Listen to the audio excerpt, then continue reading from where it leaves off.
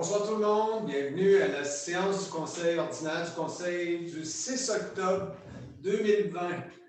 Considérant le décret numéro 177-2020 du 13 mars 2020 qui a déclaré l'état d'urgence sanitaire sur tout le territoire québécois pour une période initiale de 10 jours, considérant les décrets subséquents qui prolongent cet état d'urgence, soit jusqu'au 7 octobre 2020, dernier décret numéro 1000-2020 du 30 septembre 2020, considérant l'arrêté 2020-029 daté du 26 avril 2020 de la ministre de la Santé et des Services sociaux qui précise que toute séance peut se tenir à l'aide de moyens permettant à tous les membres de communiquer immédiatement entre eux, considérant que selon ce même arrêté, lorsque la loi prévoit qu'une séance doit être publique, celle-ci doit être publicisée dès que possible par tout moyen permettant au public de connaître la teneur des discussions entre les participants et le résultat de la délibération des membres.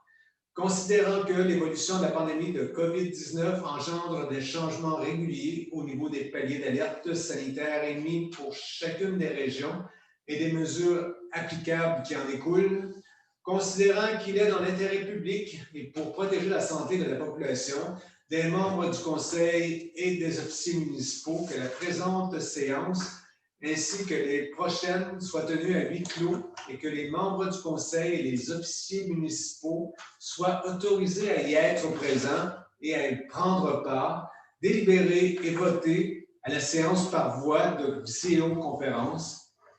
Considérant qu'un avis public fut donné par la sous-signée Josée Croteau, directrice générale et secrétaire trésorière de la sous-dite municipalité, le vendredi 1er octobre 2020, considérant que les ordres du jour des séances seront publiés sur la page Facebook au babillard du bureau municipal ainsi que les sites Internet de la municipalité, nous recommencerons à publier les enregistrements vidéo des séances sur le site Internet municipal au www.munsaintesophie.org. Considérant que les citoyens peuvent poser leurs questions en appelant au bureau municipal au 819-288-5804 sur les heures d'ouverture, soit du lundi au jeudi de 9h à 12h et de 13h à 16h, ou par courriel à la municipalité @sainte-sophie-de-lébrard.com. En conséquence, il est proposé appuyé par et résolu à l'unanimité des conseils présents que la présente séance du conseil soit tenue à huis clos et que les membres du conseil et les officiers municipaux y participeront par voie de visioconférence et que les prochaines séances ordinaires ou extraordinaires du conseil se tiendront pour une date indéterminée par voie de visioconférence dans l'intérêt préventif. Les conseils municipaux se dérouleront ainsi en virtuel sans public. Donc, ça prend un proposeur, Sylvie, appuyé par Nancy. Ah, je ne voyais pas ton doigt. OK. OK.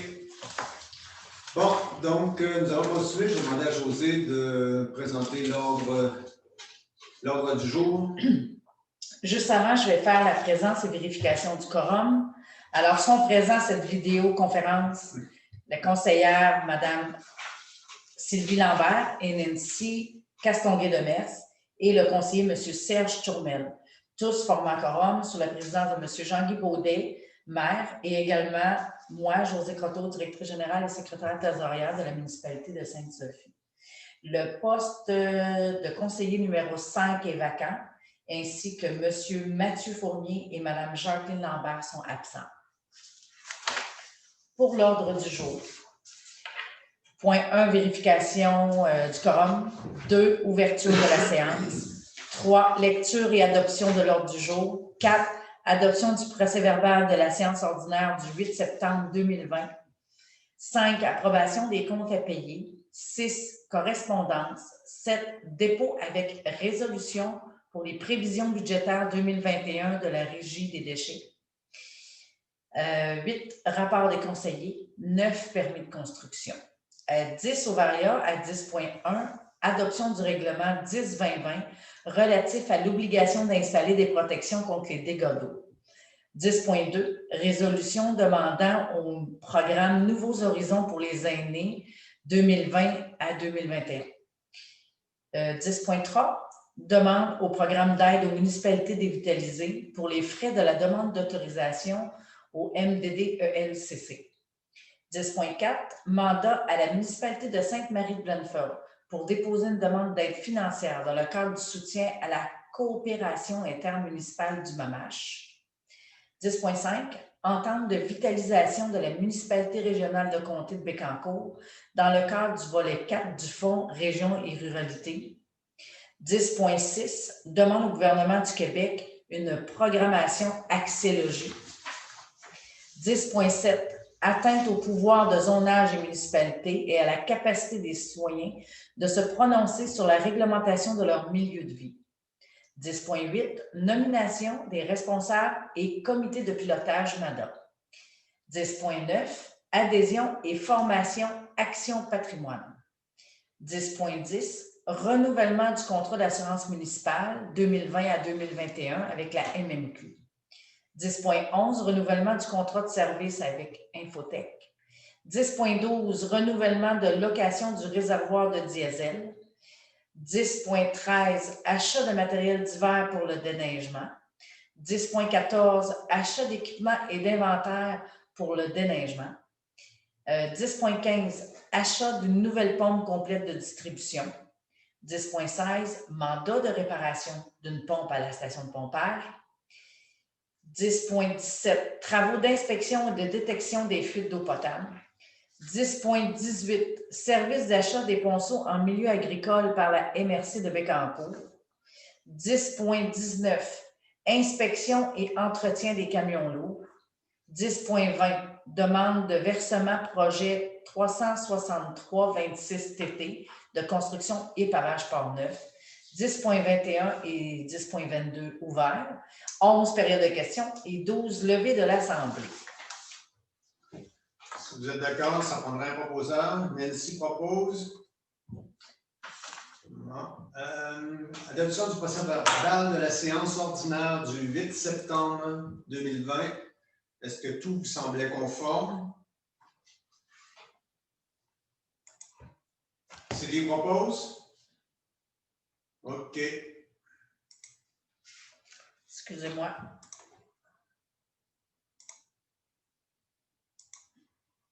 OK, Sylvie.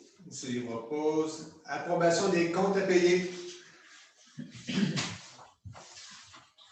Est-ce que tout vous semblait conforme? Oui. Nancy propose. Tout le monde est d'accord? OK, adopté. Bon. La correspondance. Est-ce que vous aviez des questions sur la correspondance? Sinon, ça prendrait un proposeur. Sylvie propose. OK. Dépôt avec résolution, prévision budgétaire 2020-2021 de la Régie des déchets. Attendu que la Régie intermunicipale de gestion intégrée des déchets, Bécancour, Nicolet et Yamaska, transmis leurs prévisions budgétaires pour l'année 2021 à la municipalité le 24 septembre 2020. Attendu que ces prévisions budgétaires établissent la quote-part à 75 sous par habitant et la contribution à la gestion des matières résiduelles à 175 $ l'unité d'occupation, divisée comme suit. Collecte sélective à 50 $, collecte de traitement et enfouissement des ordures à 125 $. Comparativement à ceux de 2020, le coût des collectes des matières recyclables a fluctué de 10 $ et celui des ordures ménagères a fluctué de 22,50 $. Il est proposé par et résolu à l'unanimité des conseillers présents de prendre acte du dépôt de la documentation en lien avec la prévision budgétaire 2021 de la Régie intermunicipale de gestion intégrée des déchets Bécancour, Nicolet et Yamaska et d'approuver les prévisions telles que proposées. Ça prendrait un proposeur. Serge? C'est... Hein? OK. Oui, parfait. Rapport des conseillers. On commence par Serge. Tu peux t'ouvrir ton micro, Serge, s'il te plaît? Bon, pour ce qui est de la régie, excusez, On prévoyait un déficit en 2020. C'est ça. Dû à la COVID, on s'enligne pour une année équilibrée, dû aux restrictions, puis au moins de levée de conteneurs, puis cette affaire-là. Fait que c'est une bonne nouvelle. Ensuite, le contrat de Gestera a été prolongé jusqu'en 31 décembre. La collecte de recyclage, elle finissait le 22 septembre. Puis on voulait prolonger là, pour pouvoir mettre ça dans l'appel d'offres pour le renouvellement. Ensuite, nous allons avoir un crédit de Gestera pour une collecte d'encombrants de moins cette année. Cet automne, on a eu une collecte de moins d'encombrants. Ça fait qu'on devrait, on a fait une demande de crédit là-dessus. Donc, c'est tout. OK. Merci, Serge. Nancy? Oui, moi, c'est pour la fête d'Halloween. On espère pouvoir organiser la fameuse fête d'Halloween. Avec la COVID, il devient de plus en plus difficile de trouver une formule respectant les mesures sanitaires relatives à la COVID-19.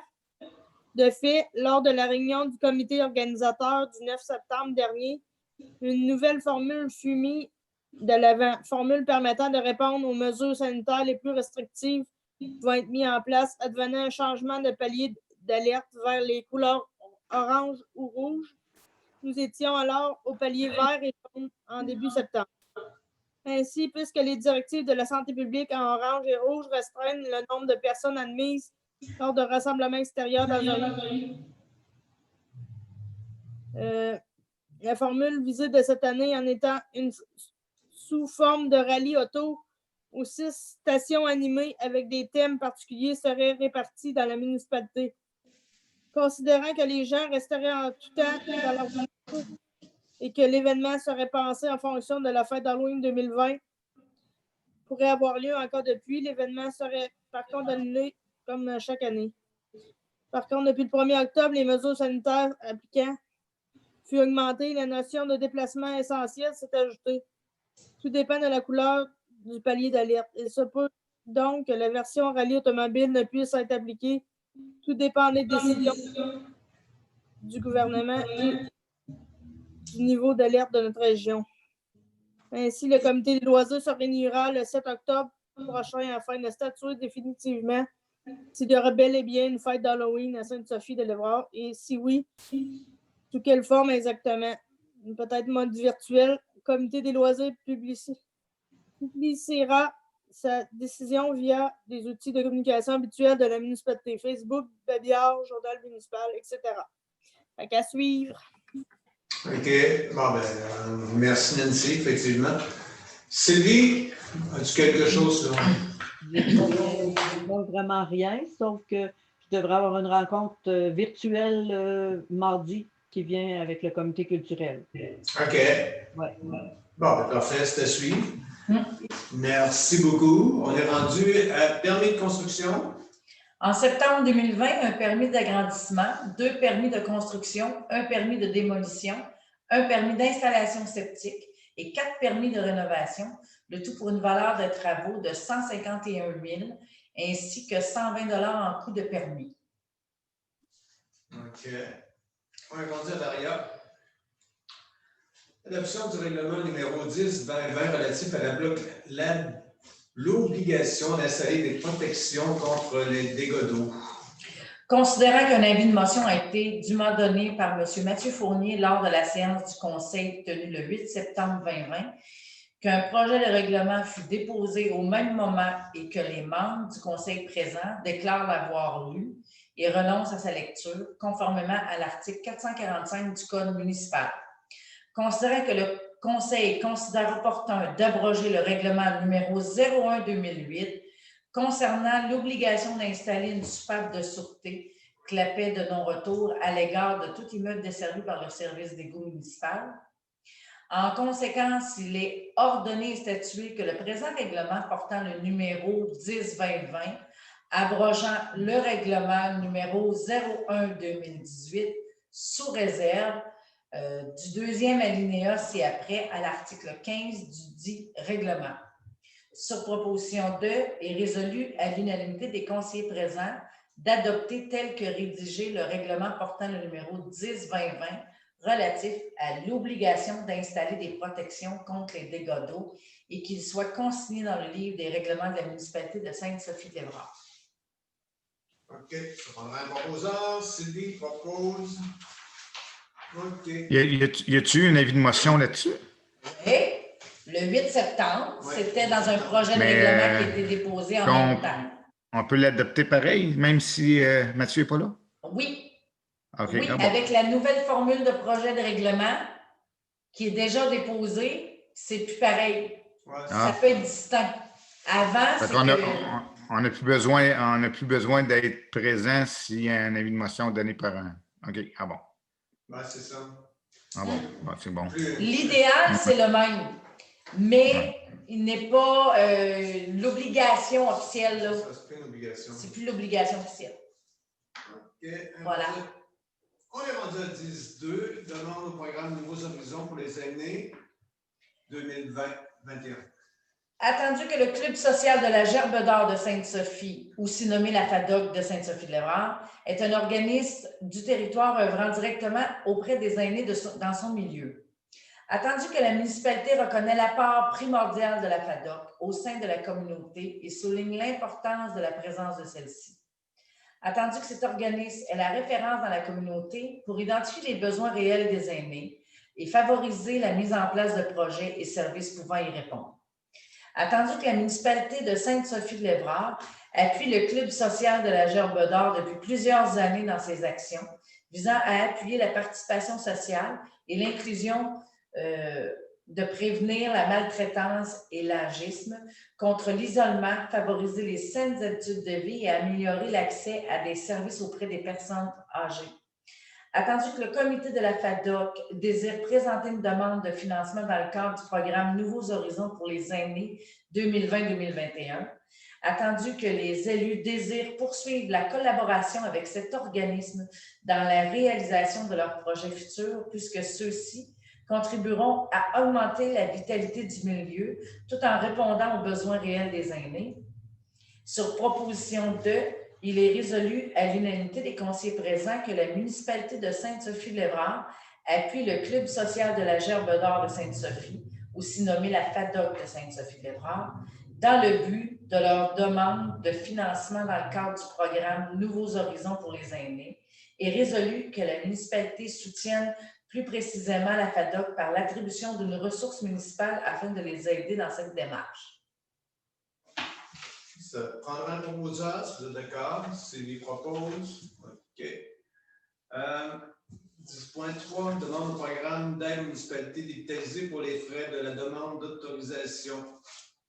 Attendu que ce programme d'aide est offert aux municipalités dont l'indice de vitalité économique se situe dans le dernier quintile selon la liste établie par l'Institut de la statistique du Québec, attendu que la municipalité de Sainte-Sophie-de-Lévrard est classée dévitalisée et qu'elle demande au ministère de l'Environnement et de la lutte contre le changement climatique d'assumer les frais prévus par l'arrêté ministériel concernant les frais exigés en vertu de la loi sur la qualité de l'environnement pour le projet de mise aux normes des eaux usées, soumis pour autorisation en vertu de la loi sur la qualité de l'environnement. Il est proposé par et appuyé par et résolu à l'unanimité des conseillers présents que la directrice générale, Mme Josée Croteau, soit autorisée au nom de la municipalité de Sainte-Sophie-de-Lévrard à soumettre cette demande d'aide financière auprès du ministère de l'Environnement et de la lutte contre les changements climatiques pour assumer les frais de notre demande d'autorisation aux 10 projets déposés. Ça prendra Nancy propose. OK. Et appuyé. Ah, ça prend un appui. Serge? OK. Merci. 10.4, mandat à la municipalité de Sainte-Sophie de Sainte-Marie-de-Blanfort pour déposer une demande d'aide financière dans le cadre du soutien de la coopération intermunicipale du Malache. Considérant que les municipalités de Manceau, de Sainte-Sophie-de-Lévrard et de Sainte-Marie-de-Blanfort ont accès comme municipalité dévitalisée via la MRC de Bécancour et le MAMACH au volet 4 du Fonds Région et Ruralité, Considérant que les 3 municipalités souhaitent mettre en commun leurs efforts et engager une personne ressource afin d'effectuer le diagnostic du milieu ainsi que l'élaboration et la mise en place d'une planification stratégique, incluant un plan d'action pour la réalisation de projets à même le volet 4 du dit fonds. Considérant que les 3 municipalités pourraient profiter des mesures de soutien à la coopération municipale du ministère des Affaires municipales et de l'Habitation pour embaucher cette ressource comme première étape d'un projet plus vaste.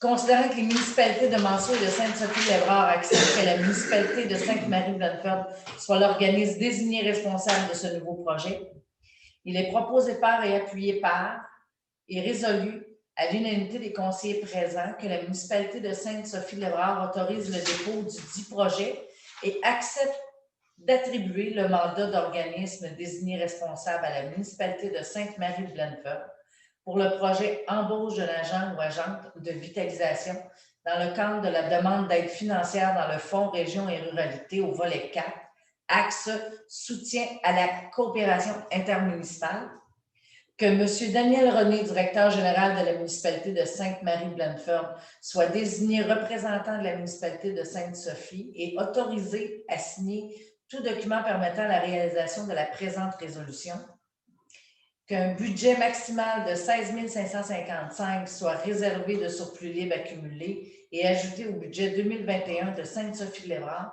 afin de faire face à la dépense imputable à la municipalité de Sainte-Marie-Blanford pour la réalisation du dit projet. Ça prendra un proposeur, un appuyeur. Serge propose, appuyé par Sylvie. OK. 10.5. Entente de vitalisation de la municipalité régionale du comté de Bécancour dans le cadre du volet 4 du Fonds Région et Ruralité. Considérant le partenariat 2020 à 2024 pour des municipalités des régions encore plus fortes, conclu le 30 octobre 2019 entre le gouvernement du Québec et les municipalités, considérant que ce partenariat 2020 à 2024 a permis la mise en place de nouveaux fonds Région et Ruralité, le FRR, et de ses 4 volets, considérant que la MRC de Bécancour peut conclure une entente de vitalisation dans le cadre de l'axe soutien à la vitalisation du volet 4 du FRR afin de bonifier ses interventions au bénéfice des milieux présentant des défis de vitalisation, considérant qu'une enveloppe annuelle de 230 544 pour les 5 prochaines années, totalisant 1 152 720 sur la période de 2020 à 2024, sera rendue disponible dans le cadre de cette entente. Considérant que les municipalités du territoire de la MRC de Bécancour se situant dans les 5e quintiles de l'indice de vitalité économique de 2016 seront signataires de l'entente de vitalisation. Considérant que les municipalités de Manceau, Sainte-Marie-Blanford et de Sainte-Sophie-Lévrard se situent dans les 5e quintiles de l'IV, considérant que ces municipalités doivent démontrer leur intérêt par résolution à conclure cette entente de vitalisation et autoriser leurs représentants à signer les documents relatifs à cette entente. Sur proposition de et appuyé par, il est résolu à l'unanimité des conseillers présents d'autoriser M. Jean-Guy Baudémer à signer pour et au nom de la municipalité de Sainte-Sophie-Lévrard l'entente de vitalisation de la MRC de Bécancour dans le cadre du volet 4 du Fonds Région et Ruralité et soutien à la vitalisation et à la coopération intermunicipale, axe soutien à la vitalisation, de même que tout document relatif à cette entente. Si vous convenez que s'il est nécessaire, selon le MAMAGE, d'ajouter également la directrice générale, bien, je l'ajouterai au PV, si vous me le permettez. Et résolu d'autoriser Mme Josée Croteau à siéger comme personne ressource sans droit de vote, si requis, au dit comité de vitalisation de la MRC de Bécancour. Ça prendra un proposeur. Sylvie, appuyé par Nancy. OK. Est-ce que tout le monde accepte si c'est nécessaire? Oui, c'est un peu, c'est supposé être des élus ou pas. C'est là à voir. Là. Je ne sais pas si Oui, vous êtes obligatoirement, informé. ça prend les élus pour avoir le vote à la MRC. OK. Mais ce n'était pas clair encore comme réponse par rapport au MAMACH si je devais signer ben, c'est également avec Jean-Guy. À ce moment-là, je pourrais Ben, l'ajouter si vous le permettez. ben oui, mais si tu as le droit, oui. Oui. Pour les signatures, oui. Oui. OK, excellent. 10.6 demande au gouvernement du Québec une programmation axélogie. Attendu que le confinement à la maison et les temps inédits que traversent toujours les Québécois et le monde rappelle plus que jamais que d'avoir un logement décent est trop souvent pris pour acquis. Excusez, j'ai un reflet. Attendu que 305 590 ménages au Québec ont besoin de logements adéquats et abordables. Attendu que ces besoins ne sont pas comblés par l'offre actuelle de logements. Attendu que la relance de l'économie québécoise passe définitivement par la construction de logements sociaux et communautaires. Attendu que les investissements en habitation communautaire permettent d'atteindre un double objectif, soit de venir en aide aux ménages les plus vulnérables, tout en générant des retombées économiques importantes.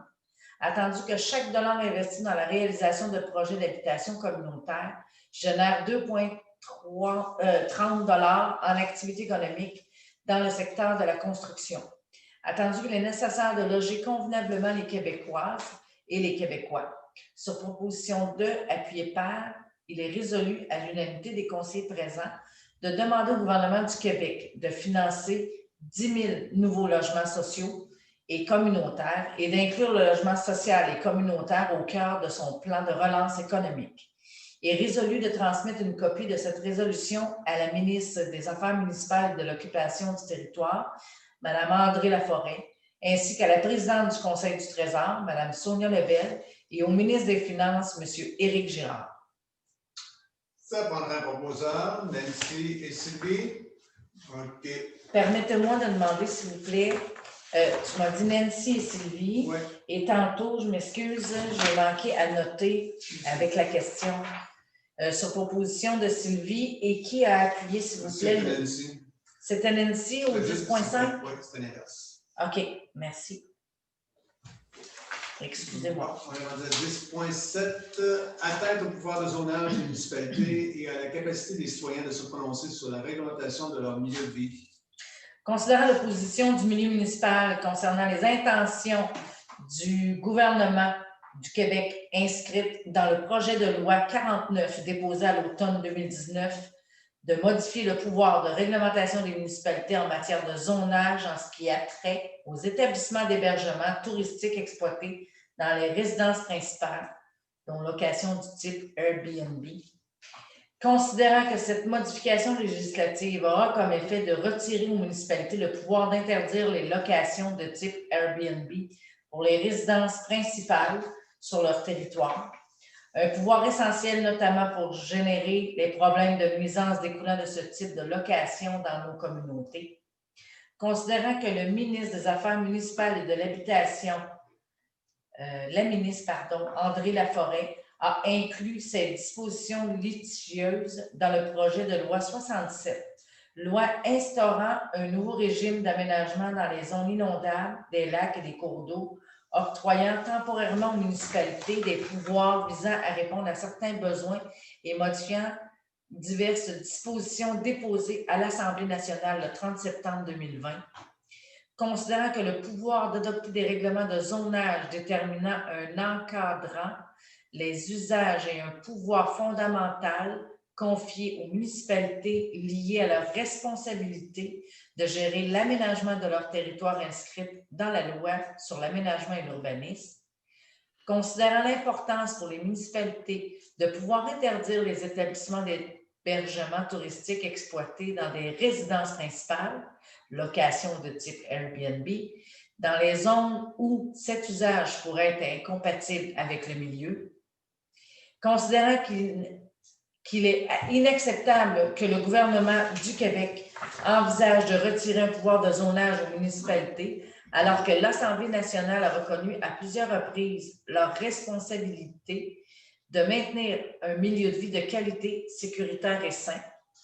Considérant que cette interdiction du gouvernement va à l'encontre de la reconnaissance des gouvernements de proximité par l'Assemblée nationale en 2016, considérant que cette intention du gouvernement retire également aux citoyens la possibilité de se prononcer sur la réglementation de leur milieu de vie, comme le prévoient les procédures lors d'un processus de modification au zonage dans une municipalité, considérant l'absence de motifs clairs du gouvernement du Québec pour retirer ce pouvoir de zonage aux municipalités avec le projet de loi. Par conséquent, sur proposition 2, il est résolu que le Conseil municipal indique au gouvernement du Québec ainsi qu'aux membres de l'Assemblée nationale son opposition à l'article 81 du projet de loi 67, loi instaurant un nouveau régime d'aménagement dans les zones inondables des lacs et des cours d'eau, octroyant temporairement aux municipalités des pouvoirs visant à répondre à certains besoins et modifiant diverses dispositions, étant donné qu'il retire un pouvoir essentiel aux municipalités. Il est résolu que le Conseil municipal indique au gouvernement que cet article du projet de loi 67 est un affront au gouvernement de proximité.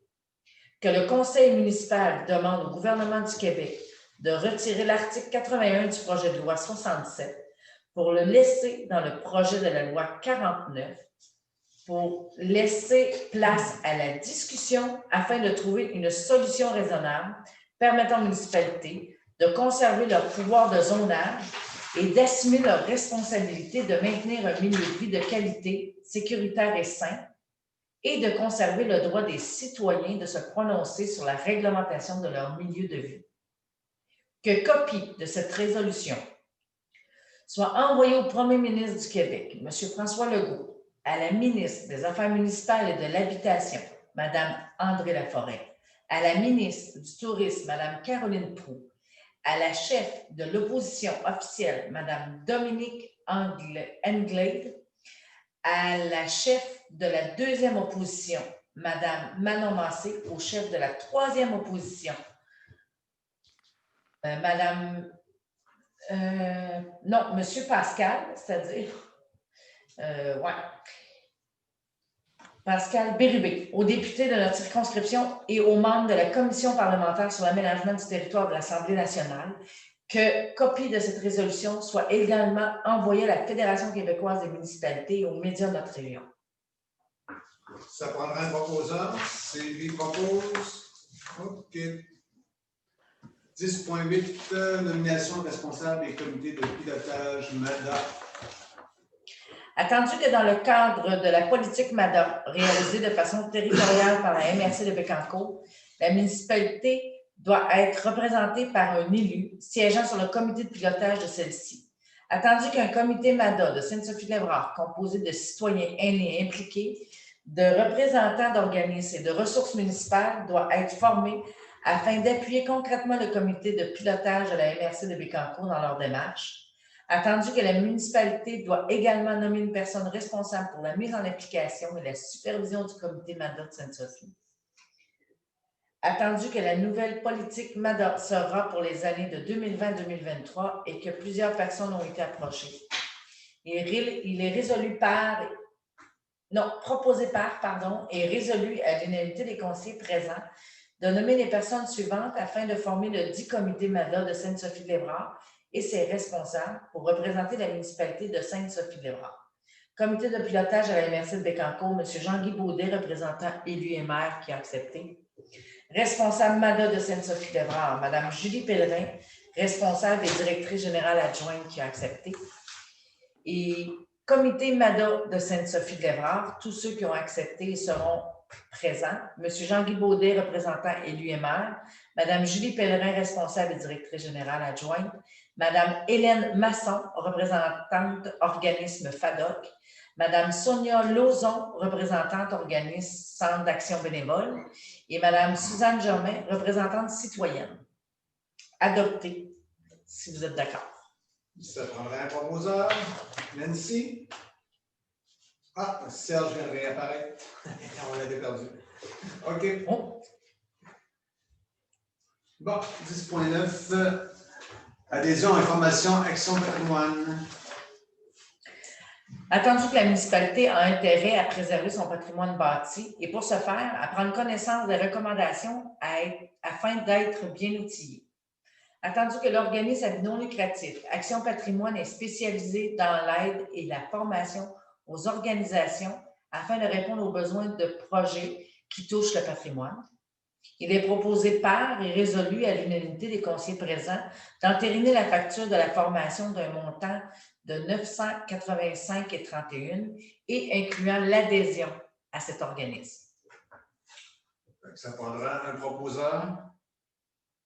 Sylvie? OK. 10.10, renouvellement du contrat d'assurance municipale.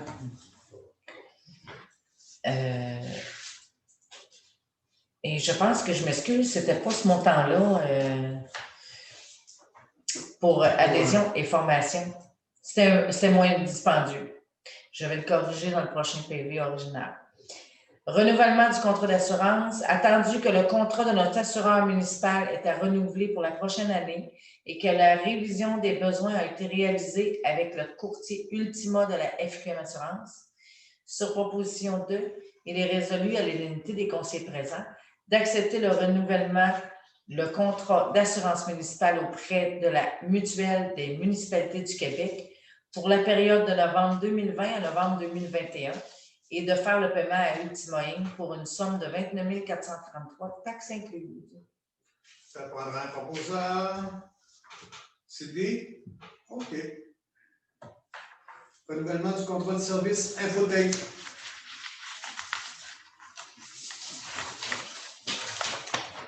Attendu que la résolution numéro 438-09-2017 accepte le renouvellement du contrat de service du logiciel de comptabilité Cégem d'Infotech, le contrat sera d'une durée de 4 ans à compter de octobre 2017 et incluant à 2020 pour un coût annuel de 5 175 plus taxes. Attendu que le contrat de soutien option régulière est du 1er octobre 2020 au 30 septembre 2021, il est proposé par et résolu à l'unanimité de conseillers présents d'autoriser la directrice générale à payer la 4e année de frais annuels pour l'entretien de contrat de service avec Infotech pour une somme de 5 175 plus taxes.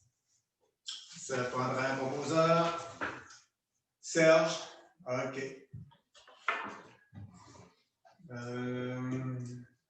10.12, renouvellement de location du réservoir de diesel. Attendu que le réservoir en place est désuet et qu'il faut le changer pour répondre aux normes exigées par notre assureur. Attendu que dans un même temps, il faut revoir la proposition de location du réservoir de diesel à double paroi de 500 gallons avec pompe, compteur boyau et lance par le fournisseur Philgo Énergie, Philippe Gosselin et Associés Limités. Il est proposé par et résolu à l'unanimité des conseillers présents d'autoriser la dépense et le renouvellement de location du réservoir de diesel au montant annuel de 159 plus taxes pour une période de 3 ans. Ça prendra un proposeur. Nancy? OK. Achat de matériel d'hiver pour le déneigement. Eh oui, oui. Ça s'en vient. Ouais. Attendu que nous devons faire les achats de matériel d'hiver pour faire l'entretien hivernal des routes de la municipalité. Attendu que la municipalité a demandé des soumissions auprès de 2 fournisseurs de sel de déglaçage pour une quantité d'environ 180 tonnes livrées et que les prix reçus sont Sel Frigon Inc. 83,15 la tonne pour un montant totalisant 14 967 plus les taxes. Et la compagnie Cell Ice Cap Inc. au taux de 78 la tonne pour un montant totalisant 14 040 plus les taxes. Il est proposé par et résolu à l'unanimité des conseillers présents d'accepter les achats de produits nécessaires pour l'entretien des chemins d'hiver d'un montant d'environ 25 320 plus taxes, se détaillant comme suit. Achat de sel d'hiver chez Cell Ice Cap Inc. pour environ 180 tonnes à 78 la tonne, le tout demandé livré pour un coût d'environ 14 040 Achat d'abrasifs chez Carrière PCM Inc. pour une quantité d'environ 200 tonnes à 22,90 la tonne, pour un coût d'environ 4 580. L'achat de sable chez Excavation Denis Demers pour environ 40 voyages pour un coût d'environ 3 500, ce qui explique 20 voyages à 65 et 20 voyages à 110 $. Et résolu d'autoriser les frais de location de pelle pour faire le mélange ainsi que du transport de matériel à Excavation Denis Demers pour un coût estimé à environ 3 200 plus les taxes. Fait que si vous êtes d'accord, ça prendra un proposeur. Nancy propose. OK. On va être prêt pour l'hiver. 10-14, achat d'équipements élémentaires pour le déneigement. Et ça continue. Attendu que nous devons renouveler notre inventaire d'équipements pour les camions de déneigement, il est proposé par et résolu à l'unanimité des conseillers présents d'accepter les divers achats d'équipements et d'inventaire pour le déneigement d'un montant d'environ 7 101 plus les taxes détaillant comme suit. L'achat de 2 ensembles complets pour le chasse-neige sens unique à simple carbure détaillé à 2 995 chacun auprès du fournisseur Transport Guy Hamel. L'achat de 2 lames à bloc à 645 chacun et l'achat de 2 peignes gradées pour un montant de 221 auprès du fournisseur Robitaille Équipement Inc. Ça prendra un composeur. Nancy. Achat de nouvelles pompes complètes et distribution. Attendu que la municipalité a besoin d'une nouvelle pompe de distribution et que le modèle identique est discontinué. Attendu que 2 fournisseurs ont donné leur prix pour une pompe modèle équivalent Aurora, telles que les pompes Garant Inc. à 5 925 et multipompes enregistrées à 7 928 et 57. Il est proposé par résolu à l'unanimité des conseillers présents d'autoriser l'achat d'une nouvelle pompe Aurora auprès du fournisseur Les Pompes Garant Inc. comme indiqué sur la soumission portant le numéro 887 au montant de 5 925 plus les taxes applicables. Ça prendra un proposeur, Sylvie. OK. 10-16, mandat de réparation d'une pompe à la station de pompage. Ça, j'ai pas là. OK. Mandat attendu que la pompe défectueuse peut être réparée et ou reconditionnée et que l'entreprise Multipompe enregistrée est en mesure de réaliser les travaux avec des pièces équivalentes. Attendu qu'il est préférable d'avoir une pompe de remplacement lors d'un bris de pompe en place ou lors des entretiens. Il est proposé par et résolu à l'unanimité des conseillers présents de donner le mandat de réparation de la pompe existante défectueuse à l'entreprise Multipompe enregistrée pour une dépense de pièces de rechange évaluée à environ 1 382 plus les taxes. Et résolu d'autoriser la dépense comme indiqué à la soumission 93,70 pour le temps de la main-d'œuvre au taux de 70 $ de l'heure, évalué à environ 8 heures de travail et le déplacement. Ça prendra un proposeur, Nancy. OK. 10.17, travaux d'inspection et de détection des fuites d'eau potable. Attendu que les données de lecture de litres par minute d'eau potable distribuée sont anormalement changeantes qu'à l'habitude, attendu qu'il faut remédier à la situation le plus rapidement possible et qu'il est préférable de procéder aux travaux d'inspection et de détection de fuites potentielles, il est proposé par et résolu à l'unanimité des conseillers présents d'entériner la facture de l'entreprise Location Bois-Franc d'un montant de 985 et 31 taxes incluses. Ça prendra un proposeur. Serge propose. 18, service d'achat des ponceaux en milieu agricole pour la MRC de Bécancour. Attendu que la municipalité a souci d'une bonne façon de faire de la prévention et de la sensibilisation sur le terrain, afin que la réglementation des ponceaux installés dans un cours d'eau réponde aux normes exigées. Attendu qu'à la MRC, le service d'achat de ponceaux serait offert aux agriculteurs dans le but de les aider à installer la bonne infrastructure avec le bon dimensionnement. Il est proposé par et résolu à l'unité des conseillers présents d'autoriser et mandater le responsable des cours d'eau à la MRC de Bécancour à offrir ce service aux agriculteurs dans la municipalité de Sainte-Sophie-de-l'Évrard.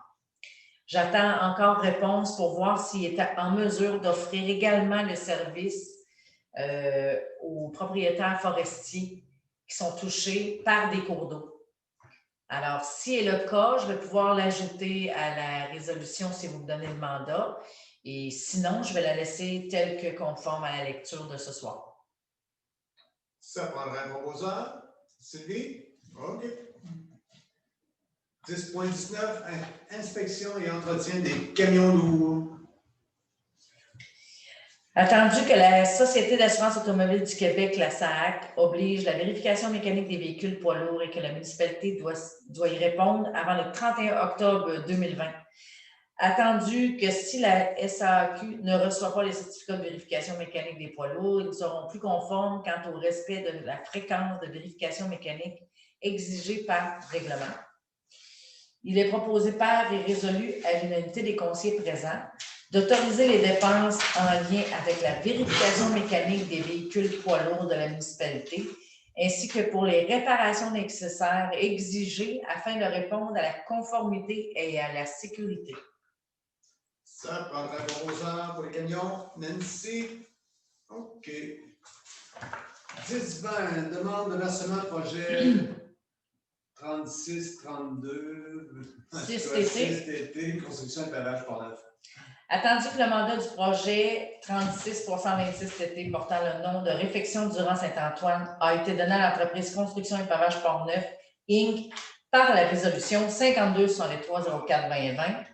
Attendu que la municipalité doit verser à l'entrepreneur le 4e versement, qui est le décompte progressif numéro 4, il est proposé par et résolu à l'unanimité des conseillers présents d'autoriser la directrice générale à procéder au paiement du versement demandé numéro 4 qui s'élève à 62 280,42 taxes incluses.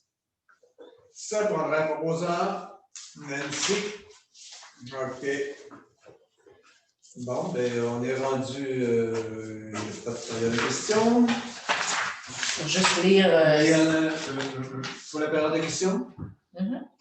Pour les sujets du Conseil ordinaire du 9 septembre dernier, aucune demande par écrit n'a été soumise. Concernant les sujets à l'ordre du jour d'aujourd'hui, M. le maire mentionne que les citoyens peuvent transmettre leurs questions par téléphone ou par courriel sur les heures d'ouverture du bureau municipal et rappelle que tous les ordres du jour, les procès-verbaux, les projets de règlement se retrouvent sur le site Internet de la municipalité pour assurer la transparence des informations. Cependant, on est rendu à la levée de l'Assemblée. Serge? OK, c'est beau. Merci et bonsoir. Alors, je close la séance à 8h24. Merci à tous. Bonne soirée.